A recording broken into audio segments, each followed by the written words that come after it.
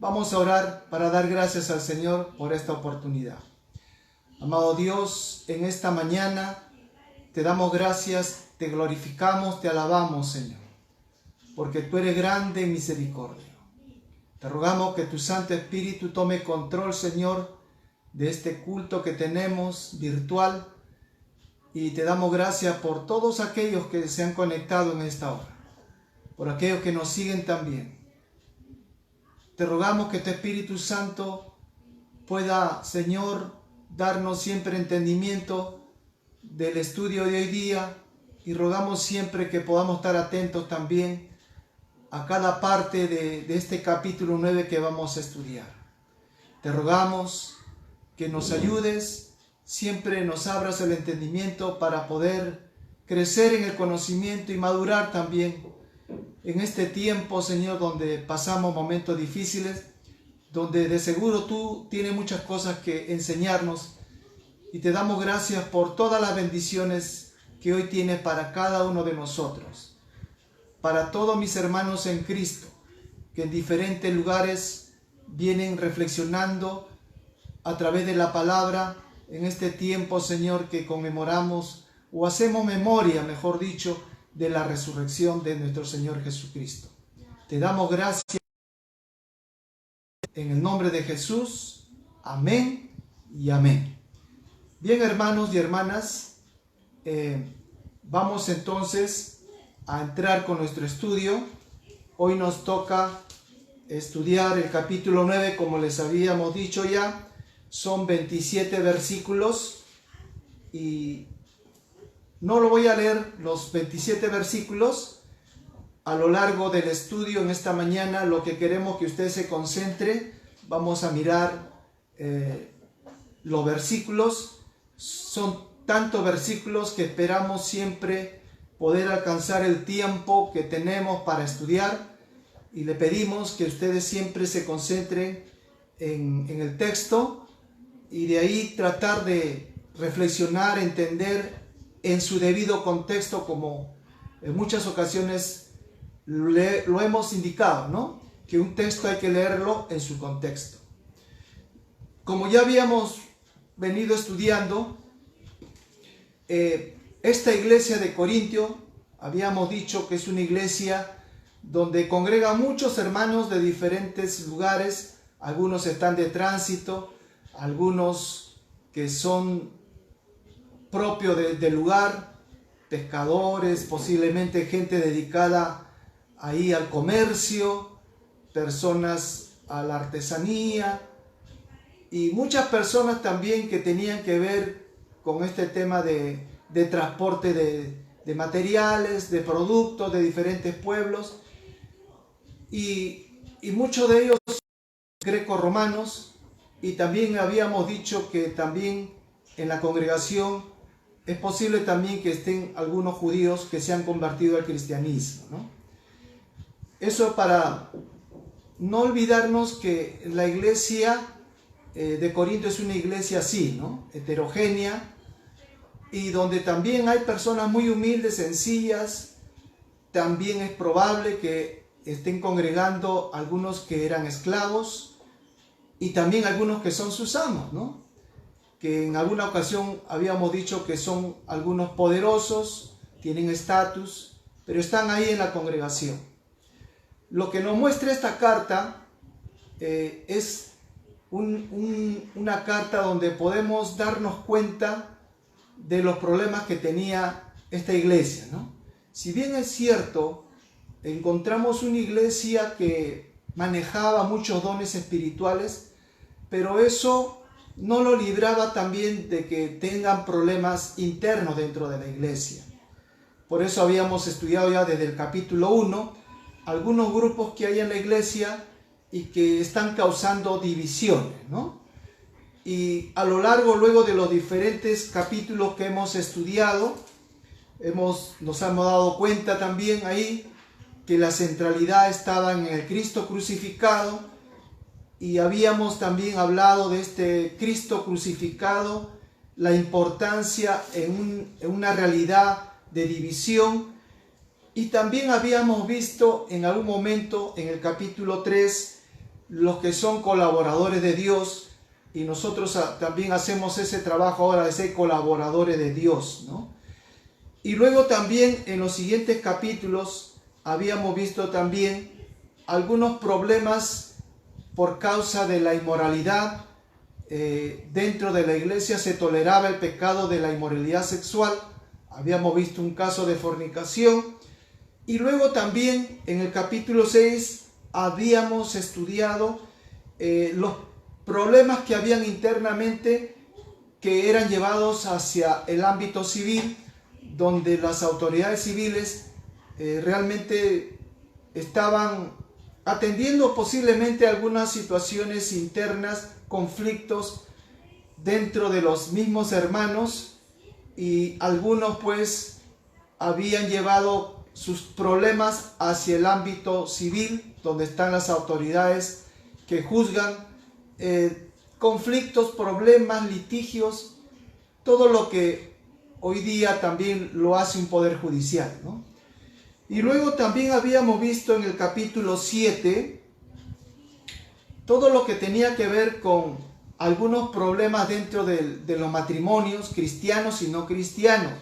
Habíamos estudiado ya esta situación, preguntas que le habían hecho a Pablo con respecto a si puedo separarme o no, si puedo volverme a casar, y toda esa situación la habíamos visto, ¿no? Y luego ya en el capítulo 8, que también se ha trabajado la semana pasada, con este tema de lo sacrificado a los ídolos, y lo que se entiende por idolatría en este contexto judío, este contexto greco-romano. Ya se vio algunos aspectos de lo que son las acciones idolátricas. Y hoy vamos a entrar entonces a este capítulo 9. Entonces, así a rasgos pequeños, pero estoy tratando de recuperar lo que ya hemos venido trabajando. Hoy vamos a mirar entonces este texto que tiene que ver con los derechos de un apóstol. El título que le hemos puesto es Apostolado, ejemplo de libertad. Ese es el título que le hemos puesto a este capítulo 9. Entonces ahí vamos a entrar ahora, hermanos. Esperamos que ya todos estén conectadas para entrar ahora con el estudio. Amén. ¿Estamos todos ahí entonces listos y listas? Entonces vamos a hacer una introducción a este capítulo 9. En este capítulo 9, lo que es evidente es que los líderes de la iglesia de Corinto van a cuestionar el ministerio apostólico de Pablo, ¿no? Ustedes lo van a ver en los primeros versículos del 1 al 2, vamos a ver eso, ¿no? Luego también dentro del versículo 2 hay una expresión interesante que Pablo lo pone como otros, y que nos ha llevado a reflexionar, a meditar de quién se trata, ¿no? Y nos hemos llegado más o menos a este entendimiento, ¿no? Que es probable que se trataba de los predicadores que venían del exterior y que han ingresado a Corinto, ¿no? Y eso usted lo puede comparar en la segunda carta a los Corintios, en el capítulo 11, versículo 4. Ahí Pablo ya lo dice con mayor claridad sobre estos que han ingresado a la iglesia y qué estarán haciendo dentro de la iglesia, cuál es su papel dentro de la iglesia, ¿no? Además, en este capítulo 9 también vamos a poder observar por los diferentes versículos que hay una influencia de estos otros que han entrado, han venido influenciando en el liderazgo de la iglesia y también en los que no son líderes de la iglesia, ¿no? Y prácticamente podemos observar así como que no lo dejan trabajar a Pablo, ¿no? Hay como que una obstrucción al trabajo del ministerio apostólico de Pablo, tal como había sucedido entre los hermanos de Galacia, ¿no? Cuando usted mira el Gálatas capítulo 2, que es la otra carta de Pablo, en el versículo 4 o 5, ahí vamos a ver qué es lo que también estaba sucediendo en este lugar donde Pablo también compartía, predicaba la palabra del Señor, ¿no?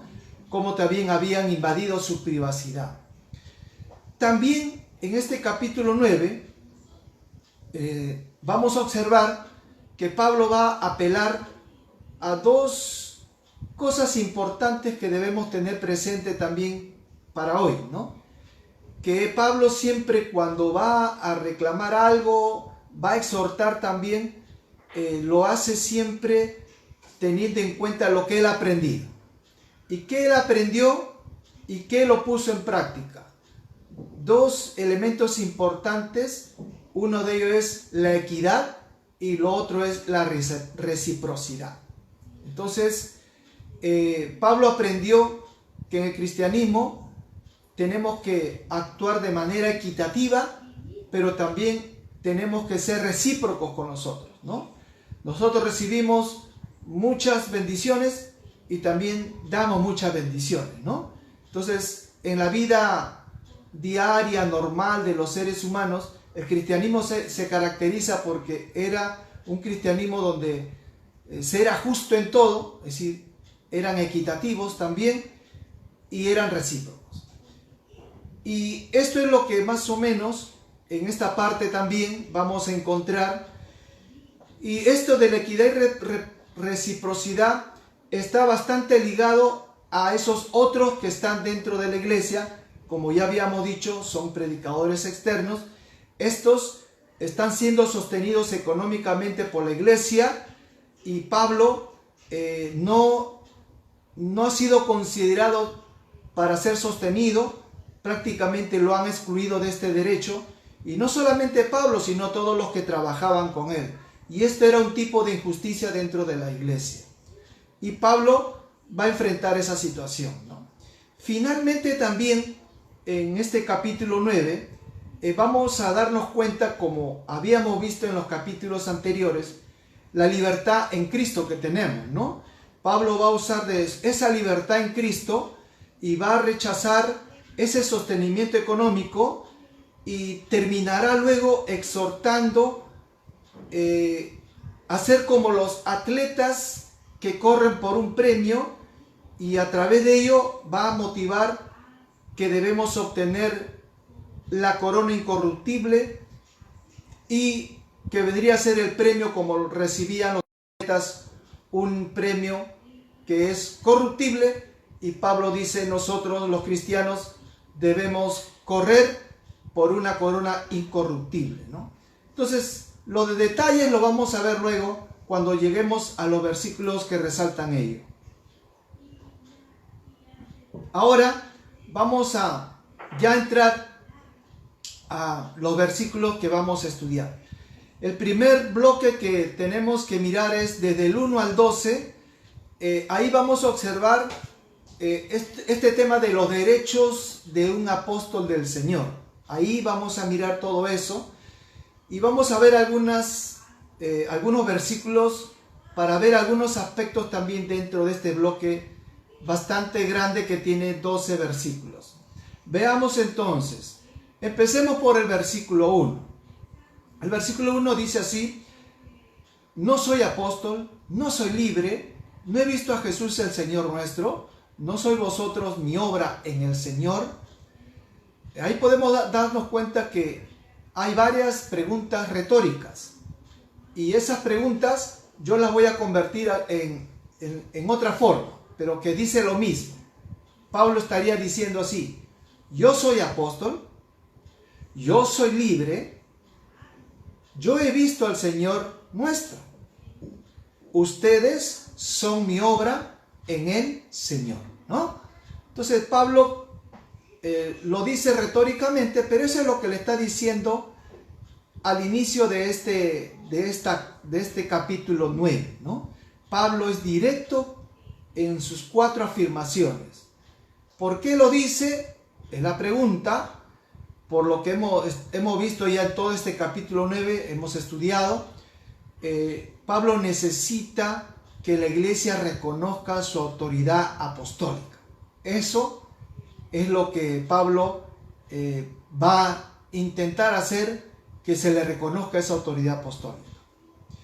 En el versículo 2, voy a leer ahora el versículo 2, dice: si para otros no soy apóstol, para vosotros ciertamente lo soy, porque el sello de mi apostolado soy vosotros en el Señor. Entonces aquí en este versículo 2 aparece ese término otros y está el otro, el vosotros, ¿no? Entonces, si para otros dice no soy apóstol, entonces, ¿quiénes están diciendo que Pablo no es apóstol? Esos son los otros. Son los que de afuera han entrado, y también posiblemente internamente hay algunos en la iglesia que, como han sido influenciados, estén pensando lo mismo, ¿no? Y se han convertido en esos otros también. Pero también hay otro grupo que Pablo todavía cree que es rescatable los demás hermanos, por eso el término vosotros, ¿no? Vosotros sí saben que yo soy apóstol, es lo que intenta decir, ¿no? Entonces, lo que podamos darnos cuenta en este versículo, en estas primeras líneas, es eso, ¿no? Que al interior de la iglesia hay hermanos que han sido influenciados por estos que vienen del exterior, y estos prácticamente son los que no están reconociendo el ministerio apostólico de Pablo. Habíamos dicho en la introducción que Pablo no solamente en Corintio había tenido este problema, sino también en otros lugares donde él ha compartido la palabra del Señor. Por ejemplo, en Gálatas capítulo 2, del versículo 4 al 5, les voy a leer rápidamente, dice así, en otra iglesia ya, en otra de las iglesias que Pablo trabajaba, dice: y esto a pesar de los falsos hermanos introducidos a escondidas que entraban para espiar nuestra libertad, Jesús, para reducirnos a esclavitud, a los cuales ni por un momento accedimos a someternos, para que la verdad del evangelio permaneciese con vosotros, ¿no? Entonces, en Corintios posiblemente también se esté dando esta misma situación. Entonces, Pablo los está identificando con los otros también, ¿no? Entonces, el peligro entonces de estos otros que han entrado a la iglesia, como lo dijimos en la introducción, son aquellos que también están influenciando en los líderes y en hermanos de la iglesia para no sostener a Pablo, no reconocerlo a Pablo como un apóstol, y por supuesto entonces eso impediría que pueda ejercer con mucha libertad su ministerio, ¿no? Pero Pablo va a intentar entonces enfrentarse a esta situación, ¿no? Pablo no huye a este problema, sino que lo enfrenta, ¿no? Entonces, en la segunda parte del versículo 2, que hay una segunda parte,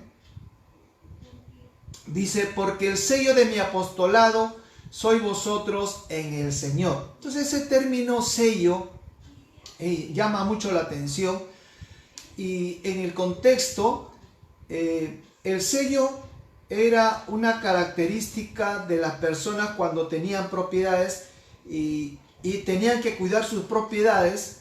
Las personas le ponían un sello, y el sello significaba que le pertenece a alguien y nadie tiene por qué tocarlo, ¿no? Y entonces era una manera de cuidar la propiedad. Y Pablo está usando un lenguaje así metafórico, ¿no? El sello de mi apostolado soy vosotros en el Señor, ¿no? Por supuesto que nosotros somos del Señor, decimos, ¿no? Y ya Marisol la semana pasada les explicaba esto del Señor, ¿no? El Kyrios. Y como somos del Señor, entonces le pertenecemos a Él, y nadie tiene por qué tocar lo que es del Señor, ¿no? Entonces, de igual manera, Pablo aparece aquí como el que va a cuidar, vamos a decirlo así, lo que es del Señor. ¿Y qué es lo del Señor? Todos aquellos que han sido sellados también con el Espíritu Santo, ¿no? Son del Señor. Y entonces Pablo tiene que cuidar a la congregación, tiene que cuidar a aquellos que aún no se han contaminado. ¿Y de quién tiene que cuidarlos? De esos otros que ya hemos visto, ¿no?, en la parte anterior, que esos otros son aquellos que vienen del exterior y que han terminado influenciando a algunos poderosos, son líderes y que está causando las divisiones, que lo hemos visto en el capítulo 1, esas divisiones en la iglesia, y Pablo va a enfrentarse a este grupo poderoso en la iglesia. Luego de ello, vamos a pasar al versículo 3, y en el 3 dice así, vamos a leerlo, el versículo 3 dice así: contra los que me acusan, esta es mi defensa. Contra los que me acusan, esta es mi defensa. Entonces, aquí ya vemos que alguien está acusando a Pablo. Los que me acusan, ¿no? Y eso tiene que ver con, como decía, con esos otros, estos hermanos que han sido influenciados, estos hermanos poderosos, que tienen esas acciones idolátricas, como habíamos dicho, aquellas acciones que reproducen a un sistema que habíamos visto la semana pasada. Son aquellos que hacían cosas como normales porque estaban acostumbrados a hacerlo así, a la manera como creían que a su Dios se le agradaban eso, ¿no? Y eso se había dicho ya que tenía que ver con la idolatría de la época, ¿no? Ese arte de manipular, ¿no?, a los ídolos, ¿no? Por eso Pablo ya había dicho que los ídolos no son nada, ¿no? Pero estos son aquellos que tenían acciones idolátricas. Entonces Pablo se va a enfrentar a este grupo y vamos a ir mirando entonces. Vamos ahora a mirar el versículo 4, cómo reacciona Pablo, ¿no? En el versículo 4 dice: ¿acaso no tenemos derecho de comer y beber? Y luego va a decir en el 5, no tenemos derecho de traer con nosotros una hermana por mujer, como también los otros apóstoles y los hermanos del Señor y Cefas. Entonces, ahí vemos dos versículos que hemos leído, ¿no? Entonces, ante la acusación, ¿qué es lo que viene? La defensa, ¿no? Pablo entonces va a defender. Y se va a defender haciendo uso de un derecho, del derecho apostólico, ¿no? Una realidad que se puede parecer a la actual situación de muchos predicadores que también en aquel tiempo o como ahora, ¿no se le reconoce sus derechos como un trabajador en una iglesia?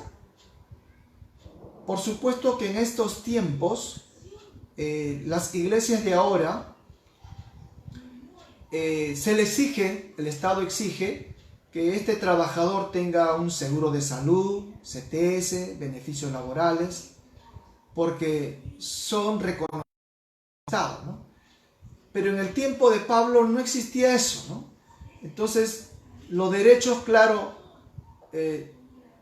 no son iguales a los derechos de ahora, ¿no? Los derechos en el tiempo de Pablo no son iguales, pero de todas maneras hay derechos que sí podía reclamar, y el derecho en la iglesia, también Pablo, usando de su sabiduría que Dios le ha dado, va entonces a defender ese derecho como un servidor del Señor, ¿no? Como un servidor del Señor. Eso hay que tenerlo presente en esta parte, ¿no? Y va a apelar a ese principio de la reciprocidad. A eso va a apelar Pablo. Entonces, mirando este versículo 4, dice: ¿acaso no tenemos derecho de comer y beber? Ahí vemos entonces lo elemental que una persona necesita en esta vida, ¿no? Comer y beber, ¿no? Y cuando decimos beber necesitamos el agua, ¿no? Y el alimento para poder hacer que el organismo funcione y poder trabajar, y hacer todo lo que una persona hace en la sociedad, ¿no? Es lo primero que aparece, ¿no? Este derecho está en función entonces a ese principio de reciprocidad. Yo trabajo y recibo también por ese trabajo, y ese es el principio de reciprocidad. Y Pablo estaba trabajando en el Señor y él tenía el derecho a ser sostenido. Debemos tener en cuenta que en este contexto, cuando Pablo está hablando de la iglesia está pasando también por este proceso de institucionalización, es decir, la iglesia se está formalizando en el tiempo y por eso es una iglesia también que tiene sus debilidades, ¿no? Eso hay que tener en cuenta también, lo que nos puede estar reflejando también este texto, ¿no? Que la iglesia está en este proceso de mejorar su organización.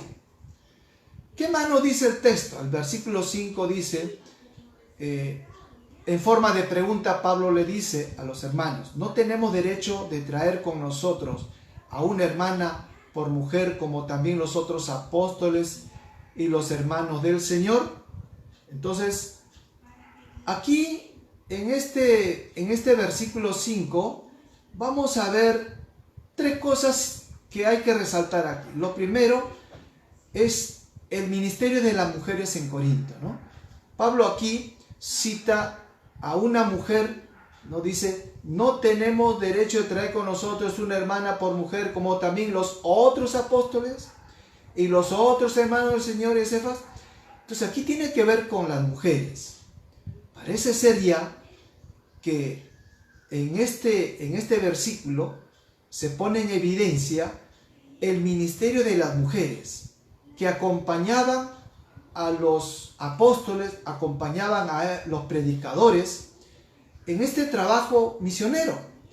Y cuando ellas se acompañaban, lo acompañaban no como para cocinarle, lavarles, sino también como servidores del Señor, haciendo la labor de la enseñanza y la predicación de la palabra, ¿no?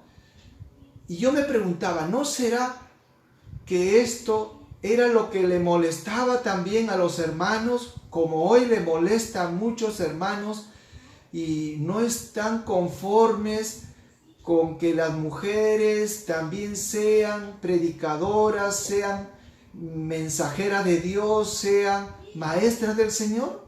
¿No será eso también que está detrás de este versículo? Yo me hacía la pregunta, ¿no?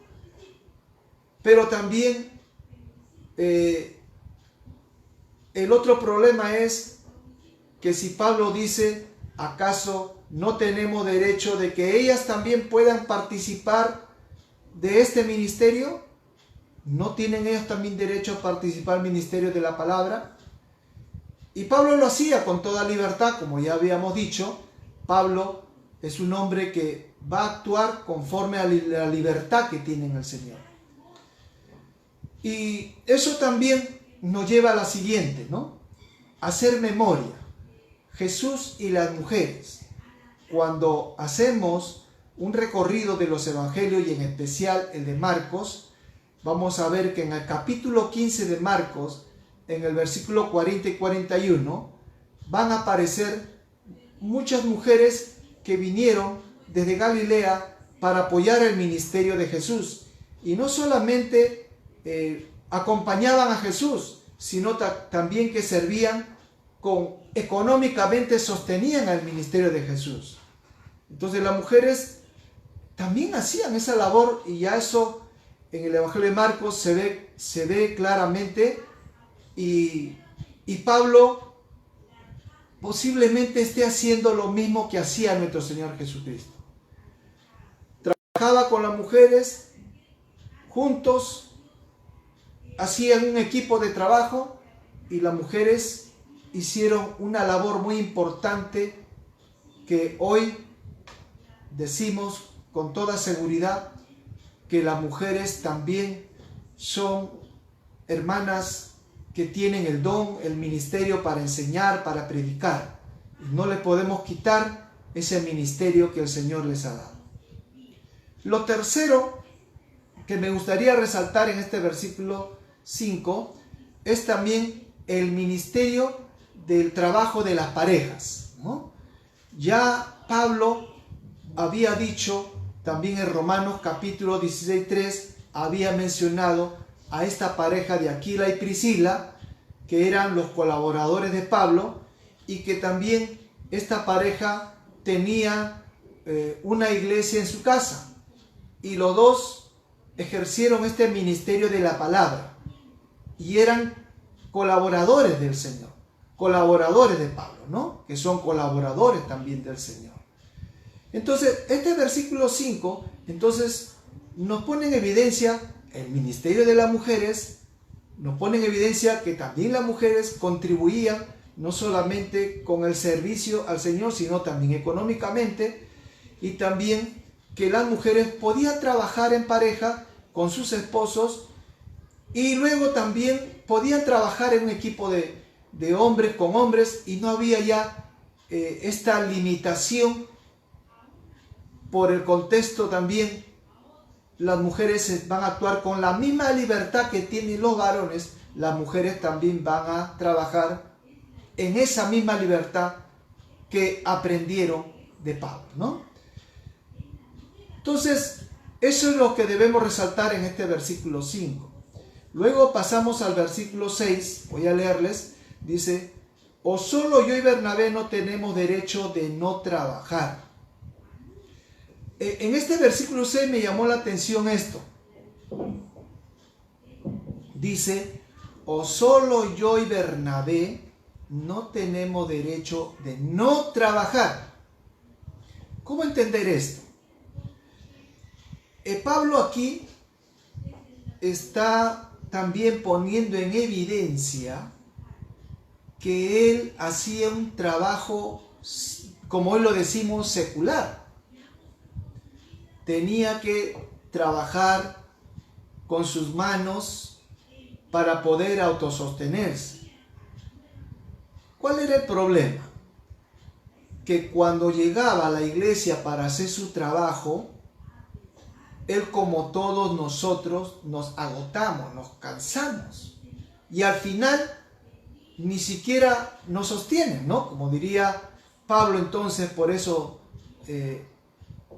cuando dijo esta expresión, posiblemente estaba indignado, que él trabajaba secularmente y trabajaba dentro de la iglesia sirviendo también al Señor, pero no había esa reciprocidad, ¿no?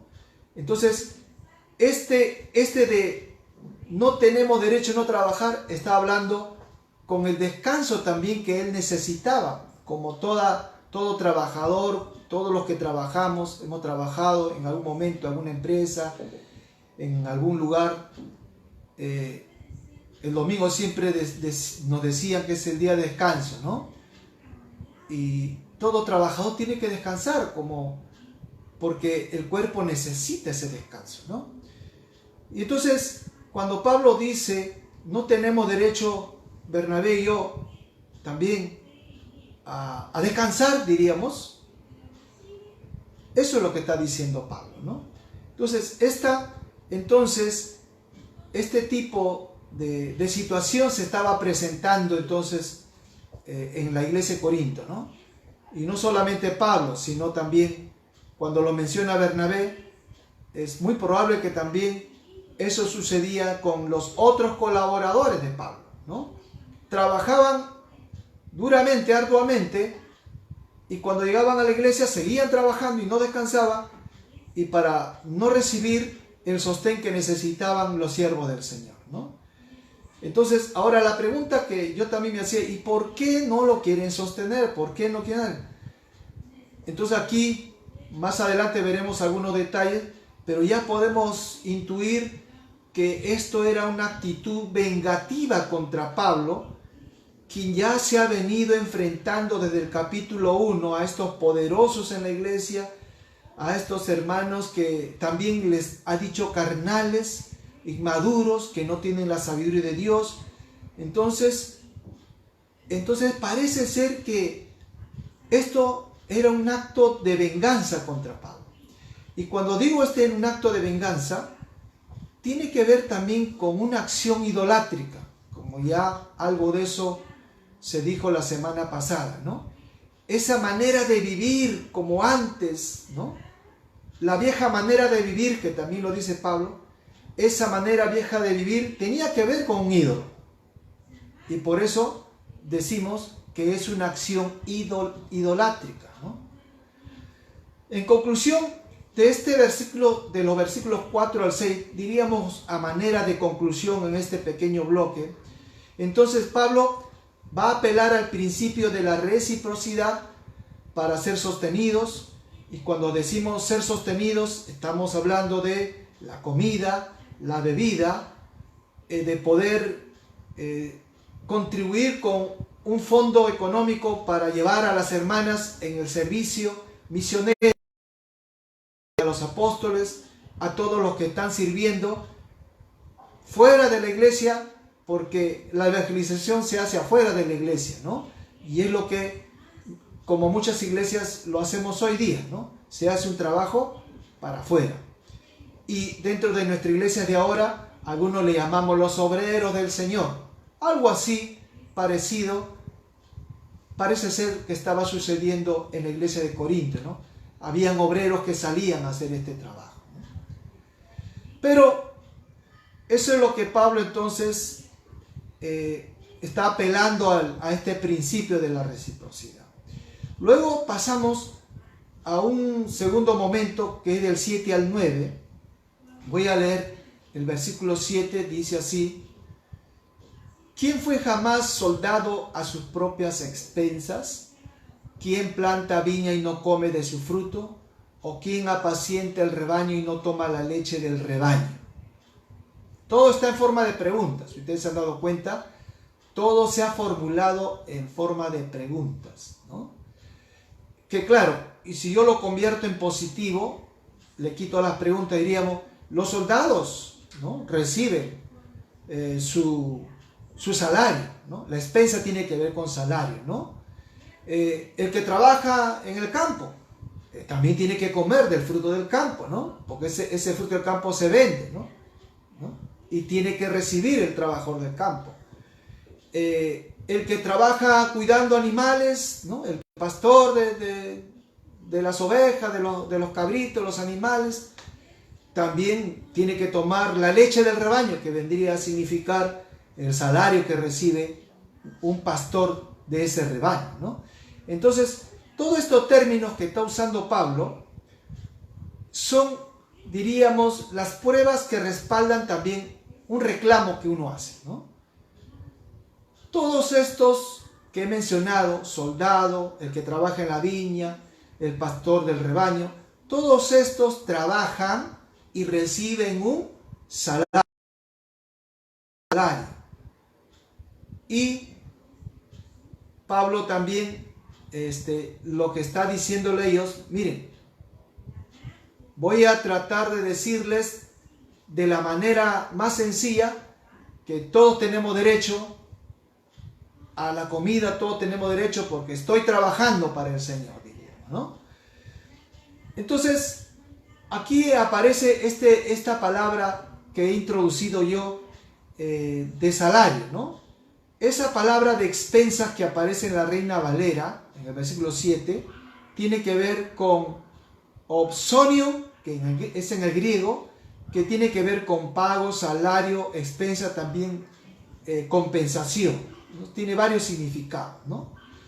Y esto un poco para aclarar este término de salario, porque a veces se ha mal usado el texto en Juan capítulo 10, versículo 12, se ha mal usado para decir de que el pastor no debe ser asalariado. No sé si ustedes en algún momento lo han escuchado. Y a veces se hace la crítica a los pastores, dice, esos son pastores asalariados, ¿no? Este término que lo estoy introduciendo es importante para aclarar esto, ¿no? Que cuando Jesús le dice esta parábola a los hermanos en el texto de Juan, lo que intenta decir es que este salario que están recibiendo, ¿quiénes son los que reciben el salario? Hay un término que Jesús lo introduce que se llama el misotos. Misotos es el obrero a salario, así significa, el obrero a salario, o en palabras de la época, el jornalero, ¿no? Y ese misotos se utiliza o para decirlo positivamente o decirlo negativamente. Es decir, cuando Jesús habla del buen pastor, lo que intentaba decir Jesús es que hay pastores que son buenos pastores y hay pastores que no son buenos pastores, ¿no? Y eso era lo que intentaba decir Jesús. Y no que es negativo el salario, porque algunos han puesto como negativo el salario, ¿no? Y el salario no es lo negativo, sino lo negativo es en la persona. Cuando uno hace un trabajo, ¿lo hace bien o lo hace mal? Entonces, si lo hace mal, entonces ese pastor, a pesar que recibe el salario, lo hace mal. Pero hay un pastor que recibe el salario, pero lo hace bien, como hoy en día, ¿no? Todos trabajamos, pero no todos hacemos bien nuestro trabajo. Entonces, esto lo digo para aclarar este término de salario que hoy a veces se usa mucho para poder criticar a los pastores cuando decimos, hermano, no es justo el salario que recibimos, ¿no? Entonces, y a veces este texto se usa para atacar a veces a los pastores que con justa razón van a reclamar un derecho, como hoy en día, ¿no? Los derechos, como dije, no son los mismos derechos en el tiempo de Pablo, sino los derechos han ido cambiando de acuerdo a los contextos también, ¿no? Curiosamente, este mismo término del salario, Santiago llama explotadores a quienes no pagan el derecho de un trabajador. Y cuando ustedes vean Santiago capítulo 5, versículo 4, va a usar este término de misos, que es el salario. Ustedes saben que Santiago es una epístola donde siempre está tratando Santiago de poner en evidencia que hay algunos que son explotadores, son personas que no pagan lo que tienen que pagar, lo justo. Y este término de salario está también en Santiago, ¿no? Donde Santiago le dice, he aquí clama el jornal de los obreros que han cosechado vuestra tierra, el cual por engaño no les ha sido pagado por vosotros, y los clamores de los que habían cegado han entrado en los oídos del Señor de los ejércitos. Entonces eso dice en el versículo 4 del capítulo 5 de Santiago, ¿no? Y esto es un poco para ir entendiendo también esto de que cuando Pablo reclama un derecho porque todo trabajador tiene derecho a un salario. Entonces yo introducí el tema del salario porque el soldado recibe un salario. El que planta una viña recibe el fruto, que vendría a ser como un salario. Y así el pastor de un rebaño de igual manera, ¿no? Eso es un poco para poder ir entendiendo este versículo 7. Luego de ello pasamos al versículo 8 y 9. Voy a leerles rápidamente. Dice Pablo, digo esto solo como hombre, ¿no dice eso también la ley? Porque en la ley de Moisés está escrito, no pondrá bozal al buey que tría. ¿Tiene Dios cuidado de los bueyes? Entonces ahora, en estos dos versículos, hay algunos asuntos interesantes. Por ejemplo, ¿no? Dice, digo esto solo como hombre, ¿no dice esto también la ley? Entonces, un hombre natural en aquel tiempo reclama un derecho a un salario porque ha trabajado. Pero ¿qué dice la ley? Y cuando dice la ley, entonces y luego en el 9 dice la ley de Moisés. Entonces ahí llama la atención esa expresión, ley y la ley de Moisés. ¿A qué público se está dirigiendo ahora Pablo, no? Cuando usa esos términos, quiere decir entonces, como lo habíamos dicho en algún momento en nuestros estudios anteriores, que en la iglesia de Corinto también habían judíos cristianos. Entonces, cuando dice eso, entonces va a apelar también ahora a Pablo, y Pablo como judío que conoce muy bien la ley, va a apelar a esto de lo que está escrito en la ley de Dios, ¿no? ¿Y qué texto escogió realmente Pablo? Escogió Deuteronomio capítulo 25, versículo 4, para hablar nuevamente de este derecho de comer mientras uno trabaja, ¿no?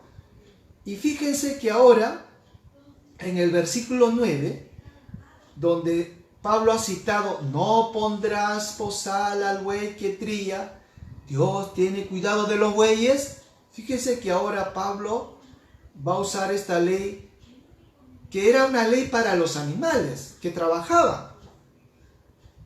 Y Pablo va a introducir esto. Y eso nos hace recordar también cuando Jesús en Lucas, en el capítulo 10, versículo 7, en un contexto cuando Jesús ha enviado a 70 discípulos más para el trabajo de extender el reino de Dios y ministrar la palabra. Cuando estos 70 salían en las casas, y en ese contexto el Señor le dice a estos hermanos que salieron a evangelizar, a compartir la palabra, Jesús le dijo, no lleven ni alforja, prácticamente no lleven nada en la mano, solo lo necesario, y allá, cuando estén en esa casa donde han entrado, le van a dar comida, bebida y posada, ¿no? Entonces, Pablo o Jesús lo va a decir también en Lucas capítulo 17, y esta es la expresión de Jesús: el obrero es digno de su salario. Y aparece la palabra salario, como habíamos visto en el versículo 7, ¿no? Entonces, el obrero es digno de su salario. Entonces, eso también nos hace recordar, entonces, en esta ley, si habían leyes que Jesús la conocía, Jesús sabía que esos animales tenían que comer porque trabajaban. Pablo ha retomado eso, Jesús también conocía ese texto, y Jesús también va a aplicar eso en su propio contexto de Lucas, de que por esa causa que el obrero trabaja para el Señor, es digno de darle un salario. Entonces este versículo 8 y 9 tiene que ver con eso, ¿no? Así como el buey tiene derecho de comer mientras trabaja, así también el obrero tiene derecho de comer porque está trabajando, porque es un obrero del Señor, ¿no?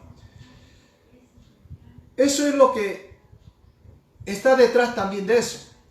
Luego el versículo 10 va a ir en la misma línea, dice así: o lo dice enteramente por nosotros, pues por nosotros se escribió, porque con esperanza debe arar el que ara, y el que trilla con esperanza de recibir el fruto, ¿no?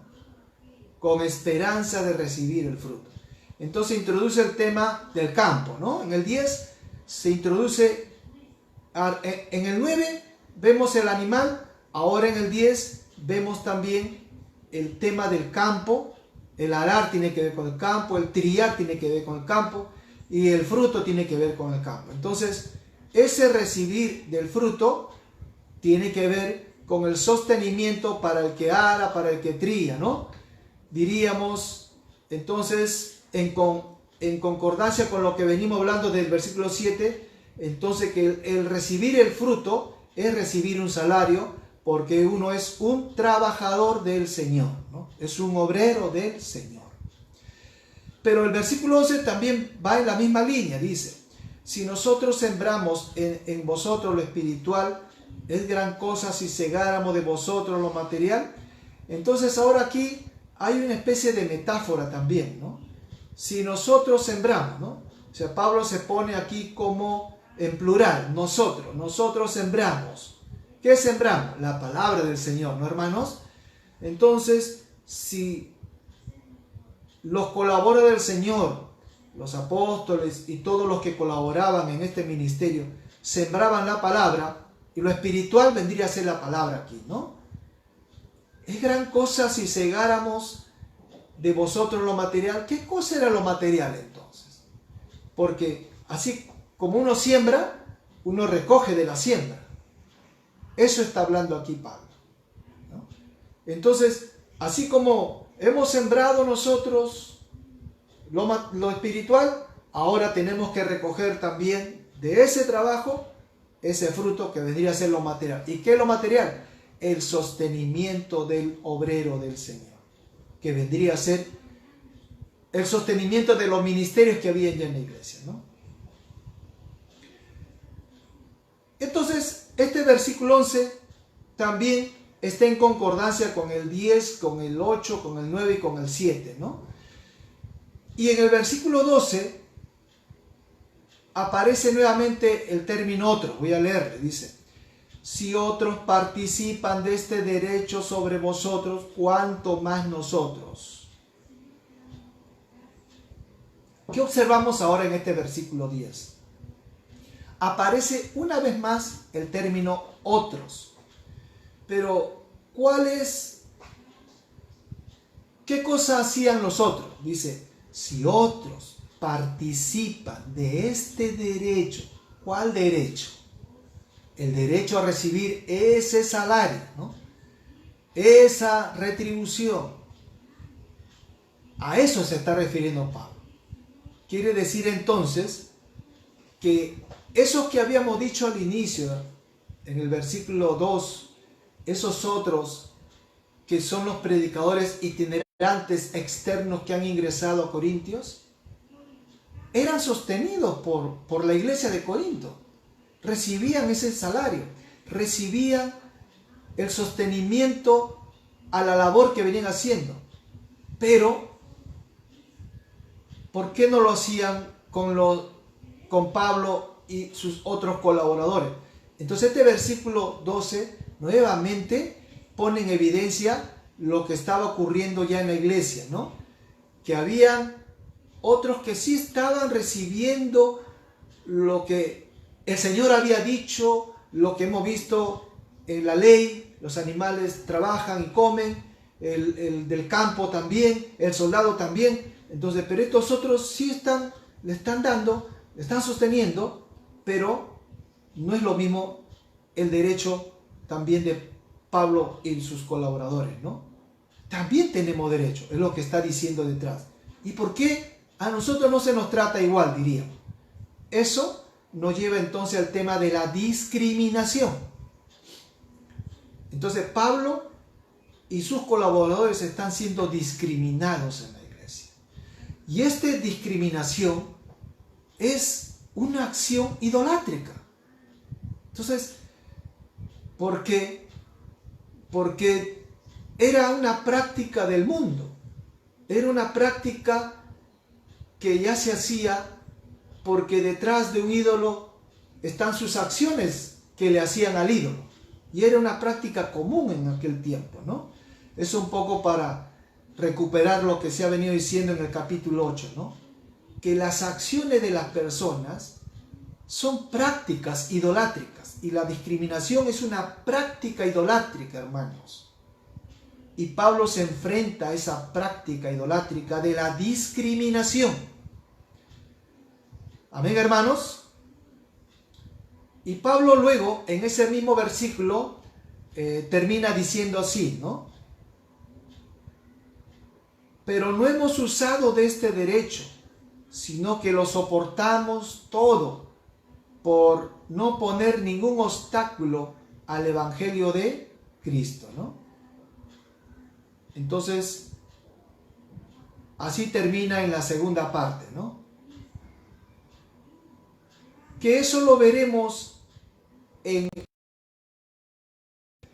y voy a hacerle algunos comentarios, ¿no? Unos comentarios adicionales antes de pasar al siguiente bloque, de que luego que esta discriminación se ha dado, y ya sabemos que quienes los han discriminado tienen que ver con los líderes de la iglesia, como habíamos dicho al inicio de este capítulo 1, estos han sido influenciados por esos predicadores itinerantes que son los otros, que han entrado, han influenciado, están obstaculizando el trabajo de Pablo, su labor misionera, su trabajo de evangelización, y Pablo se ve a veces con este interrogante, ¿cómo enfrentarme a ellos?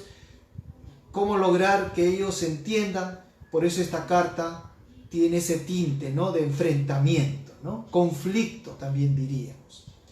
Entonces, estos líderes que ya hemos venido hablando en los capítulos 1, 2, 3, son los hermanos que son poderosos en la iglesia, son los que Pablo luego los ha identificado como los carnales, también los ha identificado como los inmaduros, los que no tienen sabiduría de Dios, sino tienen sabiduría humana. Esos son los otros. Entonces el resultado de esa influencia es que discriminan a Pablo y a su equipo de trabajo, que vienen haciendo un trabajo sin recibir lo que a ellos le correspondía por ser un obrero del Señor, ¿no? Y hay que recordar que cuando estuvimos en la primera carta de Corintios, Pablo ya había estado expresando esto que él sentía y lo vivía en carne propia. Decía: hasta esta hora padecemos hambre, tenemos sed, estamos desnudos, somos abofeteados y no tenemos morada fija. Nos fatigamos trabajando con nuestras propias manos, nos maldicen y bendecimos, padecemos persecución y la soportamos. Nos difaman y rogamos. Hemos venido a ser hasta ahora como la escoria del mundo, el desecho de todos. Entonces ya en el capítulo 4 del 11 al 13, Pablo ya ha venido diciendo estas cosas, y hay que tener presente entonces cómo se sentía Pablo al tener este trato injusto, esta discriminación. Y claro que no se merecía, ¿no? Pero eso es lo que estamos viendo entonces. Y en esta parte, en este bloque que hemos visto Pablo ahora cómo se va a enfrentar a esta oposición en la iglesia, a estos líderes que no reparan, su conducta no ha cambiado, ¿no? Ahora entramos a un segundo bloque que va desde el 12b hasta el versículo 18, ¿no? Y Pablo aquí, voy a decirlo así, Pablo tiene la libertad para recibir el sostenimiento, porque aquí va a hablar ahora de lo que hemos venido hablando ahora. Pablo tiene libertad para elegir lo que mejor conviene, diríamos, ¿no? Y recordando lo que ya había dicho Pablo, todo me es lícito, pero no todo conviene, ¿no? Y aquí vamos a ver algo de eso, ¿no? Veamos entonces desde el versículo 12 y luego iremos viendo los otros versículos. Dice: pero no hemos usado de este derecho, sino que lo soportamos todo por no poner ningún obstáculo al evangelio de Cristo. Entonces el término lo soportamos todo. ¿Qué es todo para Pablo? ¿Qué es todo? Entonces cuando miramos lo que hemos leído atrás en este capítulo 4 de Corintios y luego lo que hemos visto en este capítulo 9, Pablo reclamando su derecho, cómo lo discriminan, cómo son tratados ellos, los obreros del Señor. Entonces esto todo tiene que ver con eso, hermanos. Entonces lo soportamos todo. ¿Y cuáles serían las cosas que estarían obstaculizando el evangelio de Cristo? Porque luego termina diciéndolo: por no poner ningún obstáculo al evangelio de Cristo. ¿Cuáles serían esos obstáculos que Pablo se da cuenta que tiene que ahora tomar una decisión? Porque ¿cómo enfrentar una situación así? ¿Será que este conflicto que tiene Pablo con los líderes puede estar afectando a los débiles de la iglesia, quienes ya estaban siendo afectados por el mal ejemplo de algunos que decían que tienen conocimiento, pero que no tienen amor? Recordando el capítulo 8, ¿será eso que Pablo tiene que ahora evaluar para tomar una decisión? Entonces, eso hay que tenerlo presente, hermanos. Pero ya en este versículo 12, ya Pablo tiene una decisión. Pero no hemos usado de este derecho, dice. Ya él tiene una decisión. ¿Y cuál es la decisión? Que no va a usar ese derecho. Si bien es cierto, Pablo ha explicado desde los versículos anteriores, el 7, 8, 9, 10, 11, del derecho de un trabajador del Señor, de un obrero del Señor, de un ministro del Señor. Si ya Pablo ha venido diciendo, pero aquí Pablo ahora le dice que no va a usar realmente de ese derecho. ¿Cuáles han sido las razones? Hay 3 razones, que también lo he puesto en las conclusiones, que tienen esa posibilidad. La primera, que es posible que los líderes han querido manipular a Pablo. Y esto es posible que haya sucedido así. Y cuando digo manipular, tenemos que tener presente que cuando se habla de la idolatría en el capítulo 8 y luego se verá en el 10, la idolatría tiene que ver con eso, con la manipulación del ídolo.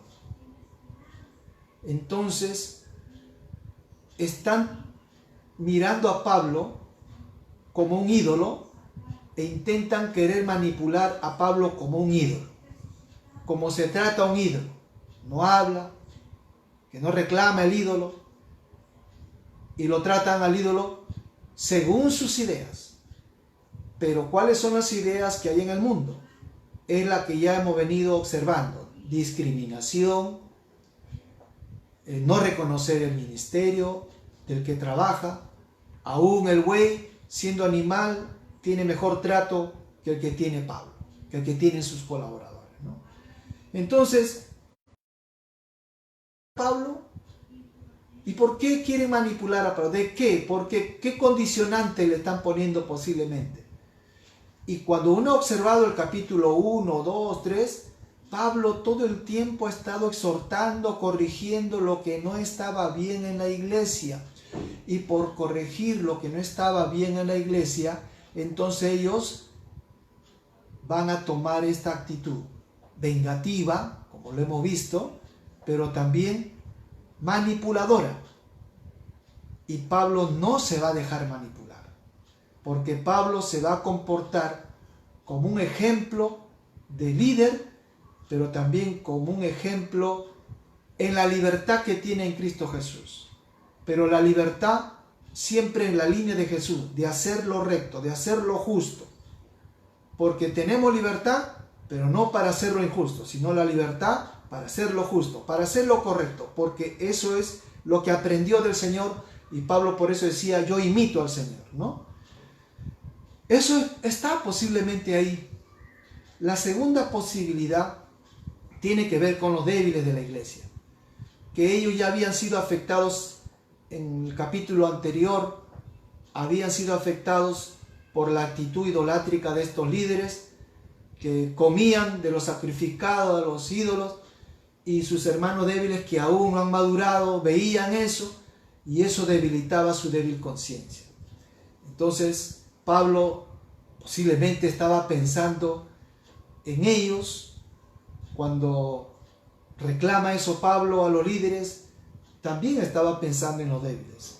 Es probable también que su decisión tiene que haber apuntado hacia no ser de tropiezo para los débiles. Pero hay una tercera posibilidad también, que creemos es también la que tiene sentido también, porque estas tres posibilidades tienen sentido, ¿no? Es que Pablo toma esta decisión de no ser sostenido en base a que él tenía un apoyo de otros hermanos de otra iglesia. Y ustedes pueden verificar luego en Filipenses capítulo 4, del 14 al 16, ustedes van a ver ahí, vamos a darle una mirada rápido. Filipenses capítulo 4, versículo del 14 al 16, dice así: sin embargo, bien hiciste en participar conmigo en la tribulación. Y sabéis también vosotros, oh filipenses, que al principio de la predicación del Evangelio, cuando partí de Macedonia, ninguna iglesia participó conmigo en razón de dar y recibir, sino vosotros solos. Pues aún a Tesalónica me enviasteis una y otra vez para mis necesidades. Entonces, Pablo toma una decisión de no recibir nada de los corintios, el sostenimiento, porque tenía ya el apoyo de otros hermanos, y eso facilita que Pablo tome una decisión y pueda seguir en la línea de esa libertad que tiene en Cristo Jesús. Pero también en 2 de Corintios, en el capítulo 11, versículo 8 al 11, dice así, 2 de Corintios capítulo 11, del 8 al 11 dice así: he despojado a otras iglesias recibiendo salario para serviros a vosotros. Y cuando estaba entre vosotros y tuve necesidad, a ninguno fui cargo, pues lo que me faltaba lo suplieron los hermanos que vinieron de Macedonia, y en todo me guardé y me guardaré de seros gravosos, por la verdad de Cristo, que está en mí, que no se me impedirá esta mi gloria en las regiones de Acaya. ¿Por qué? Porque no os amo, Dios lo sabe, ¿no? Entonces, estas tres posibilidades tienen sentido, ¿no? Y Pablo toma una decisión no alocadamente, ¿no? Sino una decisión coherente con la ética cristiana, con los principios que aprendió, y se va a enfrentar entonces a esta situación porque tiene apoyo y respaldo de otros hermanos de otra congregación. Entonces, hasta aquí estamos entonces estudiando. Ahora vamos a ir dándole la mirada a los siguientes versículos. Desde el versículo 3 en adelante, ahora vamos a entrar algunos asuntos más que Pablo quiere resaltar también en esta carta. Dice, versículo 13: ¿no sabéis que los que trabajan en las cosas sagradas comen del templo, y que los que sirven al altar, del altar participan, ¿no? Entonces, en este versículo 13 habla de las cosas sagradas y que comen del templo, ¿no? Todos los que trabajan en las cosas sagradas comen del templo, y que los que sirven al altar, del altar participan. En el contexto del que estamos hablando, en el contexto greco-romano, era sabido por muchos ya que todos los que trabajaban sirviendo a sus dioses, que creían muchos greco-romanos, todos ellos los que iban al templo, a sus templos, todos llevaban ofrendas, y esas ofrendas servían para sostener a todo el aparato del templo, ¿no? Todos los que trabajaban ahí. De la misma manera como lo era en Israel con el templo de Jerusalén, ¿no? que tenía que sostenerse todo, mucha gente que había ahí. ¿Y cómo se sostenía? Con las ofrendas que daban los que también adoraban al Dios que nosotros también hablamos, ¿no? Al Dios de Israel, ¿no? Entonces, eso de participar era algo normal, que todos los que trabajaban sirviendo a sus dioses recibían su alimento, ¿no? Eso es lo que está resaltando Pablo en el versículo 13, ¿no? Que los que trabajan en las cosas sagradas coman también el templo. Y Pablo está haciendo un trabajo también para el Señor, está sirviendo al Señor, ¿no? En el versículo 14 dice así: y también ordenó el Señor a los que anuncian el Evangelio que vivan del Evangelio. Entonces ahora Pablo aquí pone en este versículo 14 algo que el Señor había ordenado. ¿Y qué resalta Pablo de esa orden del Señor? Que los que anuncian el Evangelio, que vivan del Evangelio. Es decir, ahora Pablo aquí cita las palabras de Jesús que había dado en algún momento y que Pablo ha recogido también estas enseñanzas de Jesús y estas ordenanzas, porque nosotros los cristianos siempre decimos, hay que escuchar a Jesús, y si Él dice eso hay que obedecer a Jesús, y esta era parte de una ordenanza, de poder entonces sostener a los que anuncian el Evangelio, ¿no? En el versículo 15 dice, pero yo de nada de esto me he aprovechado, ni tampoco he escrito esto para que se haga así conmigo, porque prefiero morir antes que nadie desvanezca mi gloria, ¿no? Prefiero morir.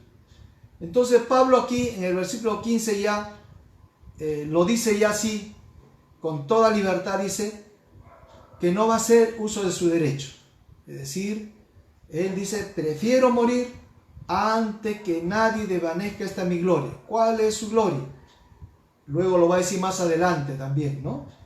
Que él, su servicio va a ser gratuito, lo va a decir más adelante. Versículo 16.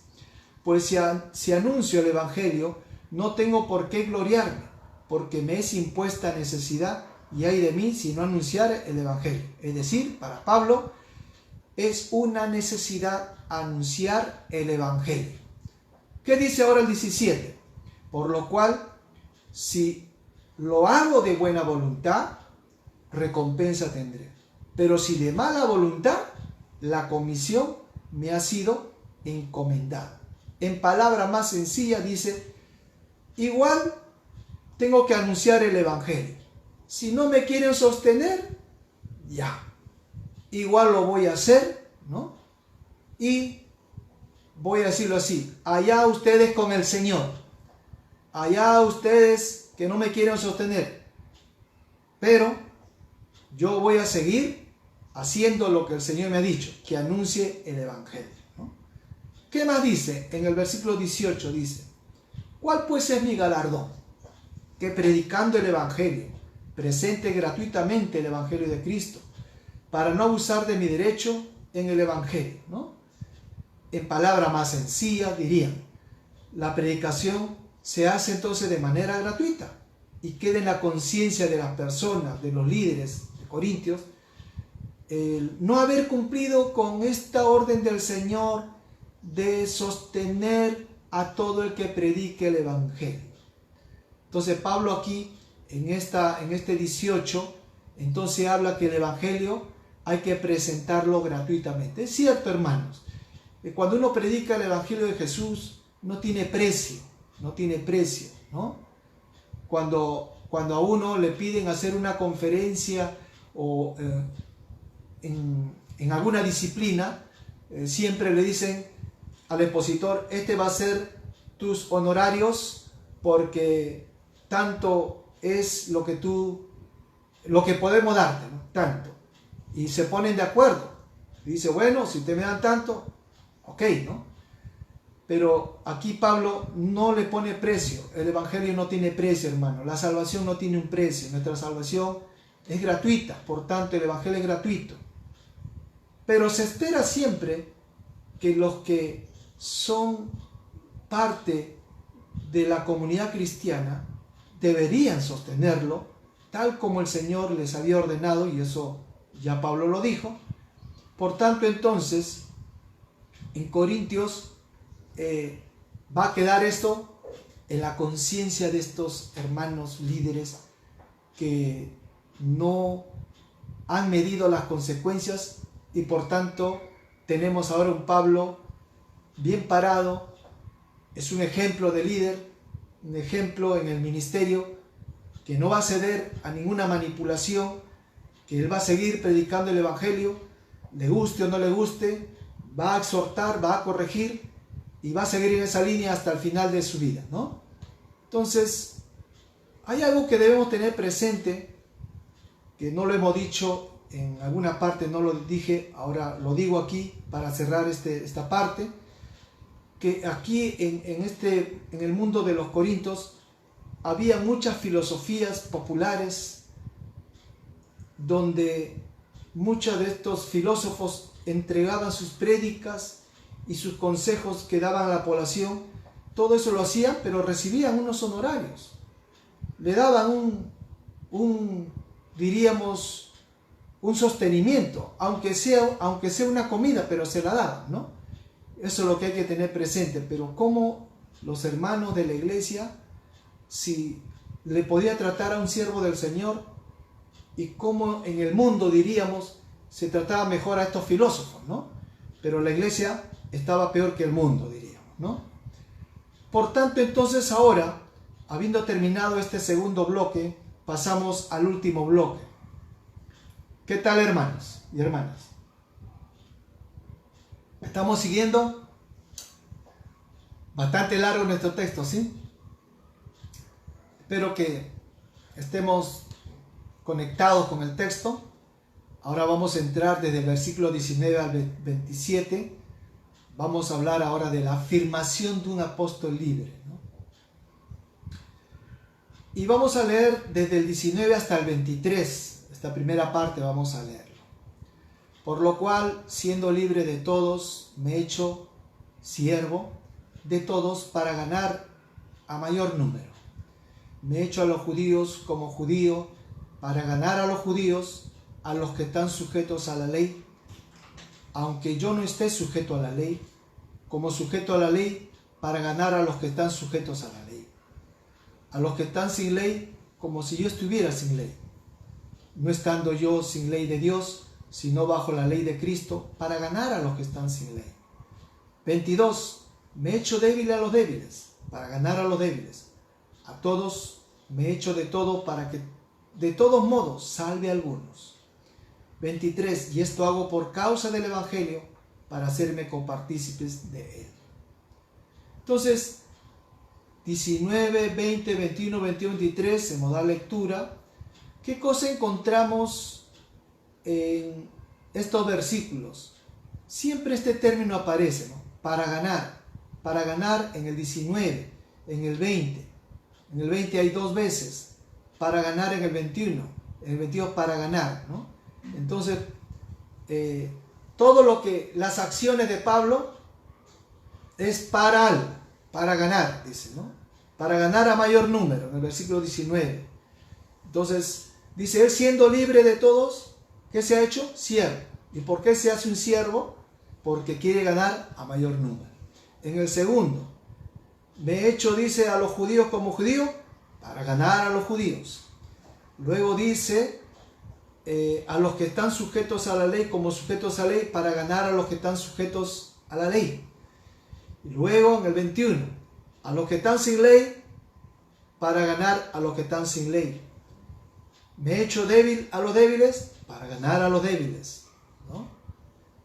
Entonces, Pablo usa su libertad, y en su libertad que tiene, afirma su libertad, pero también para buscar el beneficio de otros. No es que usa su libertad para beneficiarse él, como hoy en día hay muchas personas que más buscan beneficiar, diríamos, su ministerio. Si no, Pablo está pensando siempre en beneficiar otros ministerios, que va en la línea correcta. porque el ministerio que uno tiene es para bendecir otros ministerios.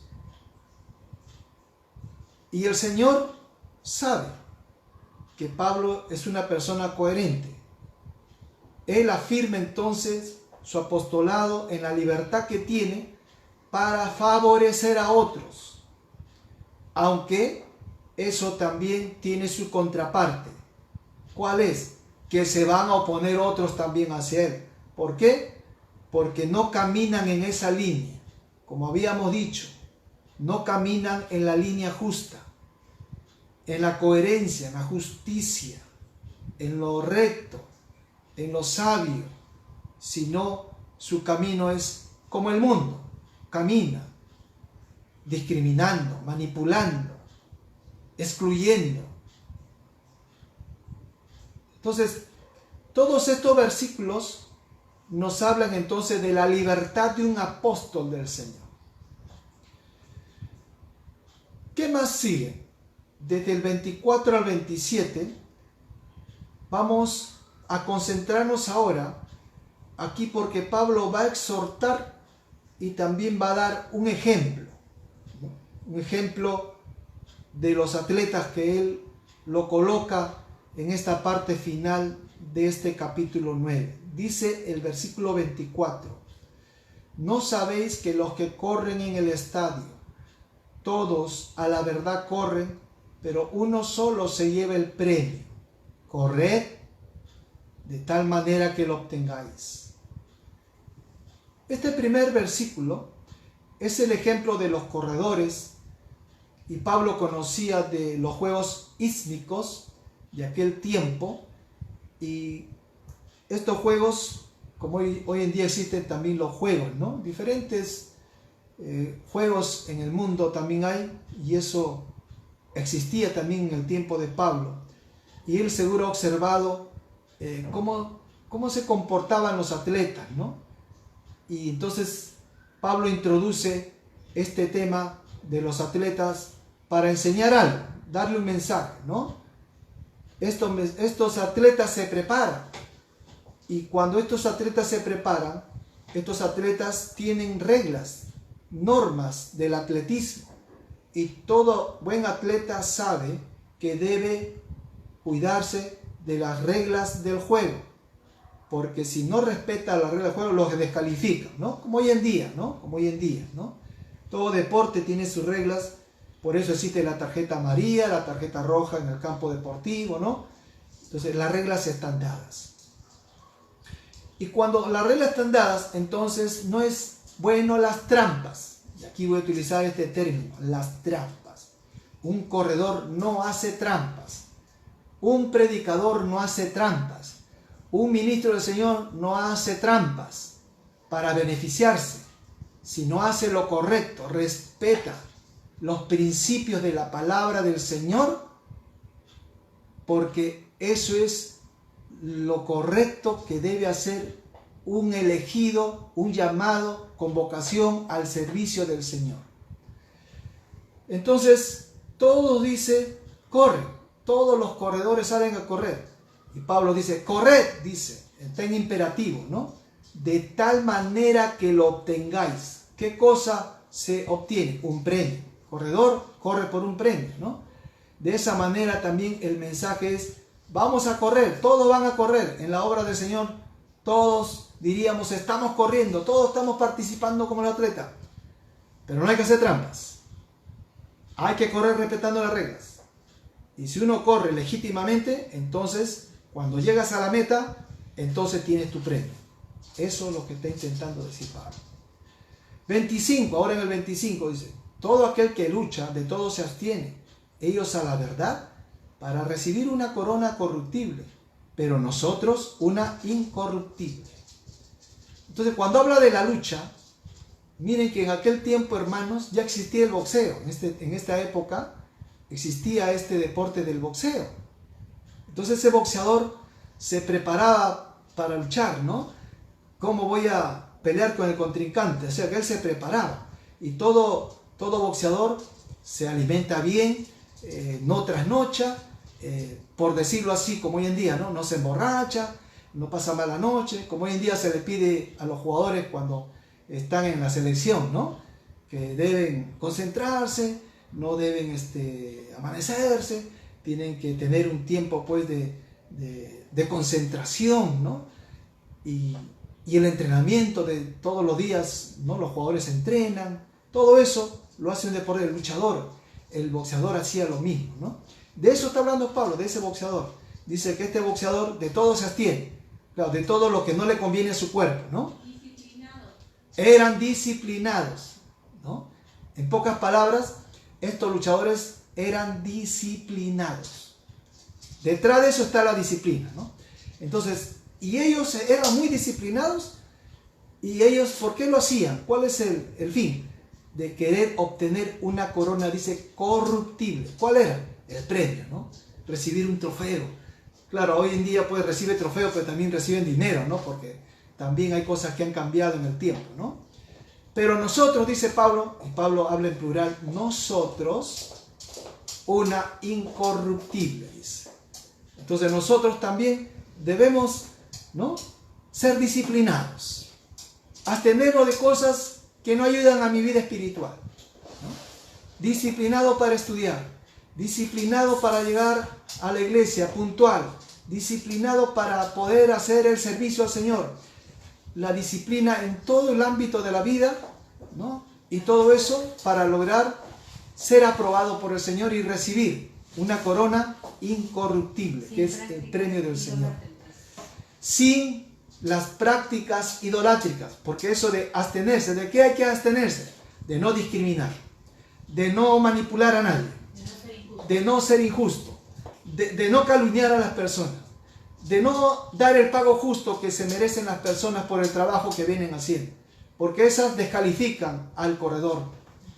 Y en esta carrera pues cristiana, no todos corremos respetando las reglas del Señor. Por eso tenemos que discernir.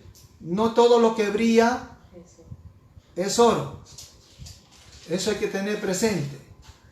Y Pablo y el Señor ya lo habían dicho, ¿no? Algunos se disfrazarán, dice, como ángel de luz. En los posteriores tiempos hablan falsos cristos, falsos profetas, falsos maestros, falsos pastores también, que se aprovecharán de la grey para exprimirla, para sacarle toda la lana, es decir, para aprovecharse. Y aunque también por el otro lado, ¿no? Que la grey también no sostiene a sus obreros, que la grey no paga lo justo, que la grey no le preocupa lo que le pasa a un pastor y los abandona en situaciones difíciles. No hay el sostenimiento para el que ha servido al Señor años. Yo me pregunto, ¿qué pasa cuando un pastor ya es anciano? ¿Qué se hace por él? Pasamos entonces ahora sí al siguiente versículo, el versículo 26, ¿no? Parece que esta parte a algunos no nos gusta.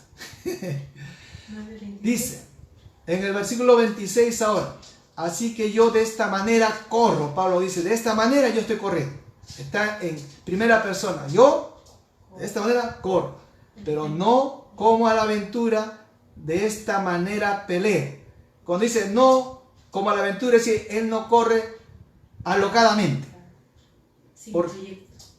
Claro, uno no corre por correr, sino uno dice, allá, para yo llegar a esa meta, yo debo cuidar mis energías. Primero voy a correr despacio, voy a tomar aire, voy a dejar que los demás hasta me lleven ventaja ya.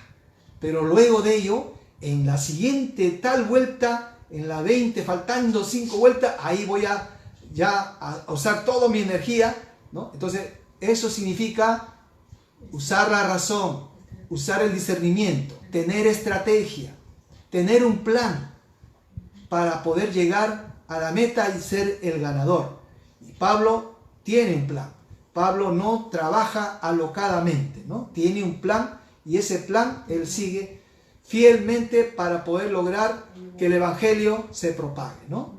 Pero no como quien golpea el aire, ¿no? Y aquí ya no es que el luchador cuando está peleando, imagínense que en vez de dar golpes al cuerpo, da golpes al aire. Entonces es un mal boxeador, pues. El boxeador siempre sabe que para poder golpear, no es golpear a cualquier parte, golpear en la parte del estómago, diríamos, le quita el aire, le quita fuerza, ¿no? Entonces, ese lenguaje está usando Pablo del boxeador, ¿no? Por tanto, entonces, hay que trabajar en la obra del Señor, no alocadamente, sino con toda la estrategia que el Señor nos da también la sabiduría. Entonces, Pablo usa ese yo. Su forma de vivir en Cristo no es alocadamente. Su pelea durante su trabajo ministerial ha sido siempre con la sabiduría de Dios. Por eso dice, no como quien golpea en el aire, y usa esta figura del boxeador. No está diciendo que hay que hacer ayuno para golpear al cuerpo. De eso no, porque ya hemos venido hablando de que eso es algo que los ascetas hacían. Se golpeaban porque decían que de esa manera eran más espirituales. Pablo no está hablando de eso. Pablo no está diciendo que hay que ayunar aquí, ¿no? Sino que hay que usar toda la estrategia del Señor. Pablo se refiere más bien que el cuerpo hay que cuidarlo. Sí, hay que cuidar. Hay que usar el cuerpo en la libertad que el Señor nos ha dado. Este cuerpo, cuando se usa adecuadamente, entonces se beneficia y beneficia a los demás. Luego pasamos al último versículo, hermano. Ya vamos a acabar, estamos en la última parte ya. Dice, sino que golpeo mi cuerpo y lo pongo en servidumbre, no sea que habiendo sido heraldo para otros, yo mismo venga a ser eliminado, dice, ¿no? Y aquí vuelve Pablo con el tema del boxeo aquí, ¿no? Y aquí lo que intenta decir Pablo es que él tiene el autocontrol también de sus emociones, ¿no? Él sabe, él no se deja llevar, no se deja influenciar. Él sabe cuando va a tomar decisiones, lo hace mirando la realidad, mirando la necesidad de los hermanos, pensando en los débiles, pensando en ellos que a veces no han madurado, y por eso que las decisiones que ha venido tomando han sido también pensando en los débiles, ¿no? Y él siempre está dispuesto a servir al Señor en todo momento, ¿no? Y el tema del servicio, él lo termina en este 27 para hablar del tema del servicio. Pablo entonces pone su vida al servicio de Dios, al servicio de la justicia. Por eso pelea contra las acciones idolátricas, contra la injusticia. Su pelea es contra la manipulación, la idolatría, la venganza, la discriminación, el egoísmo, la falta de amor hacia el débil. Contra eso Pablo pelea y se pone en la mano del Señor para servir a la justicia de Dios. Pablo no quiere salirse del camino correcto. Porque eso, ¿qué implicaría salirse del camino? Ser eliminado. Y Pablo dice que yo no quiero ser eliminado. Con sus palabras, entonces, en estos últimos versículos, está exhortando a los hermanos a ser fieles al único Dios y Señor. A seguir ese ejemplo que Él mismo, con su vida lo está dando. A no ir contra los principios éticos que aprendió de su maestro Jesús, a quien Él imita. Hermanos, en esta mañana esperamos que esta exhortación también pueda ayudarnos nosotros en este tiempo difícil en que vivimos. Podamos nosotros también seguir enfrentándonos no solamente a este coronavirus, porque esto va a pasar, esta pandemia va a pasar y luego volveremos a la vida, aunque no será una vida normal como ya muchos dicen, pero los cristianos seguiremos enfrentándonos a toda acción idolátrica, a esos manipuladores, a esos vengativos, a esos injustos y a esos discriminadores. Y nuestra tarea va a terminar cuando el Señor nos llame a su presencia. Hermanos, en esta mañana esperamos también que ustedes hayan recibido esta palabra y las conclusiones ustedes la tienen también ya en sus correos. Esperamos que esta palabra nos anime. Hay que seguir orando al Señor, pero también trabajando. Y me gustaría que ustedes también luego revisen las conclusiones, pero una de las conclusiones que me gustó mucho, que solamente la voy a resaltar, es cuando vimos el tema en el versículo 5, el ministerio de las mujeres, que ya en Corinto y en otras iglesias las mujeres ejercían su ministerio, el ministerio para enseñar, para predicar. Eso hay que tenerlo presente Y en esta carta, en ese versículo 5 que hemos visto, eso se resalta, hermanos. También pelear legítimamente, hermanos. En esta carrera, los que hemos sido llamados por el Señor, tenemos que seguir caminando con disciplina, pelear legítimamente, sin atropellar al otro, sin mezquindad, sin discriminar, sin creernos que somos superiores a otros, sino como Pablo dice, yo soy siervo, y el siervo sirve siempre a otros. Porque ese es el ejemplo que recibió Pablo de su maestro, ¿no? Y finalmente, hermanos y hermanas, sigamos adelante. Que el Señor les bendiga, que el Señor en este tiempo que estamos en casa nos ayude a seguir meditando en esta palabra, en los textos que usted tiene también, en algunos paralelos que hemos citado. Usted revíselo, estudie, medítelo y también saque sus conclusiones personales.